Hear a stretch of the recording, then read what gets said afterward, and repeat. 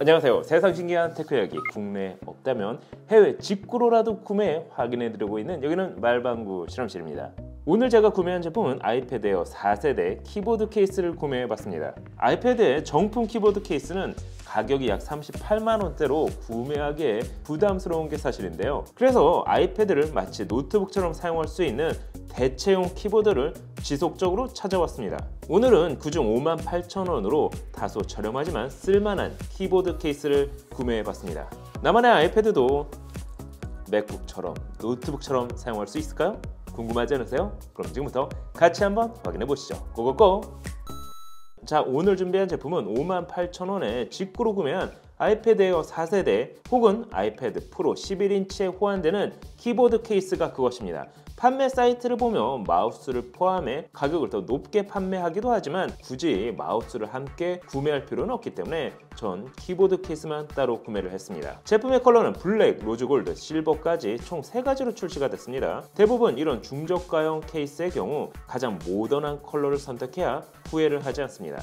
그래서 전 실버 컬러를 선택했는데요. 함께 제공된 구성품을 보면 제품의 본체, 충전을 위한 케이블, 설문조사하면 공짜로 나눠줄 것 같은 저렴한 터치펜과 액정 보호 필름으로 구성됐습니다. 전체적인 가격을 감안하면 나쁘지 않은 구성이라 할 수는 있겠지만 사용도 안 할 터치펜은 괜시리 지구에게 미안해졌습니다.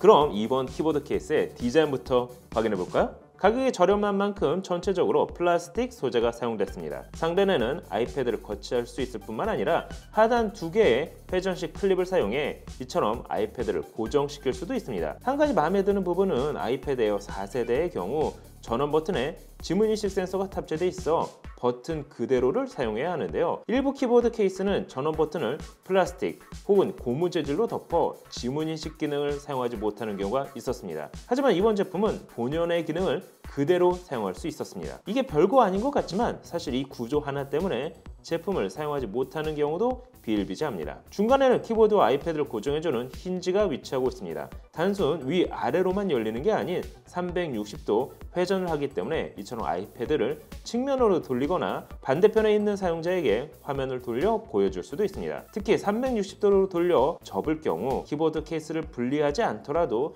태블릿 모드를 활용할 수도 있습니다. 기존 정품 아이패드 키보드 케이스는 패드만 사용하기 위해서는 키보드를 분리해야만 했지만 이번 키보드는 일체형에서 다양한 모드로 사용 가능하다는 장점이 있는데요. 다만 힌지 부분이 약해 보이기 때문에 강하게 돌리거나 충격을 받게 되면 제품의 파손이 우려될 수 있습니다. 이 점은 구매 전 참고해 주시는 게 좋겠죠. 케이스 상단에는 애플 펜슬을 거치 및 충전을 위한 자리가 따로 마련되어 있습니다. 또한 키보드 측면에는 이런 식으로 애플 펜슬을 고정해 휴대시 분실을 막을 수도 있는데요. 화이트 컬러의 고무 스트랩으로 제작돼 전체적인 디자인과도 잘 어울렸습니다. 전체적인 마감은 깔끔한 편이라 외부에 들고 다니기에도 크게 부끄럽지는 않았습니다. 특히 나만의 스티커로 꾸며준다면 맥북과 같은 느낌까지 들었습니다. 다만 애플 정품 액세서리를 무조건 사용해야 된다고 생각하시는 분들에게는 조금 불편할 수도 있겠죠. 그럼 키보드를 한번 확인해 볼까요? 키보드는 화이트 컬러에 78개의 키로 구성됐습니다. 직구로 구매했지만 한글 각인이 들어갔다는 점은 마음에 들었습니다.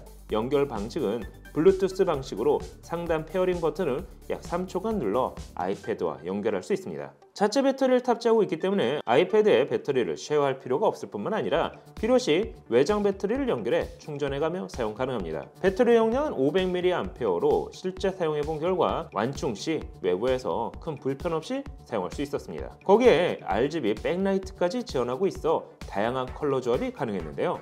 기계식 키보드에서나 지원되는 숨쉬기 모드, 즉 브리스 모드도 지원합니다. 밝기는 최대 3단계까지 조절 가능하지만 밝기가 그리 밝지는 않았습니다. 키보드 상단에는 홈 버튼, 밝기 조절, 미니 키보드 버튼, 검색 버튼과 같은 기능키로 구성됐습니다. 하단에는 80mm 곱하기 50mm의 사이즈의 터치패드가 위치하고 있습니다. 정품 키보드 케이스의 터치패드와 성능을 비교하기에는 무리가 있지만 가볍게 키보드와 함께 마우스 대용으로 사용할 수는 있었습니다. 다만 가격이 저렴하다 보니 글래스 표면 처리가 없다는 점은 아쉬웠는데요. 전체적인 중량은 약 627g으로 정품 케이스와 비교해도 결코 가볍지는 않습니다. 사실 360도 회전 디스플레이를 사용하기 위해서는 일정 부분 하중이 있어야 견딜 수 있기 때문이죠. 참고로 배터리는 소모품이라 방전될 경우 교체를 할 수 없을 뿐만 아니라 국내에서는 AS도 받을 수 없다는 점은 구매 전 참고해 주시는 게 좋을 것 같습니다. 그럼에도 가격은 58,000원이라면 정품 대비 부담 없이 구매할 수 있어 보이는데요. 여러분이 보시기엔 어떠신가요? 다음에는 키보드가 이렇게 분리가 될 뿐만 아니라 HDMI 포트까지 있는 분리형 아이패드 키보드 케이스에 대해서 확인을 해보겠습니다.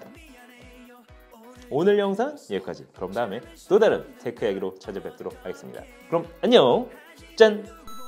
하루 왼쪽을 찾는데도 아직 주말이 안 끝났잖아. 나 진짜 심심해. 너무나도 심심해. 미쳐버리겠네 정말. 우리 손자 심심한 마라비랑 끝말잇기나 한번 할까? 까치 5초 안에 대답하세요. 지면 홍삼 캔디 2주간 압수. 아니 저 새끼가 치즈 퐁듀 듀 내리는 말방규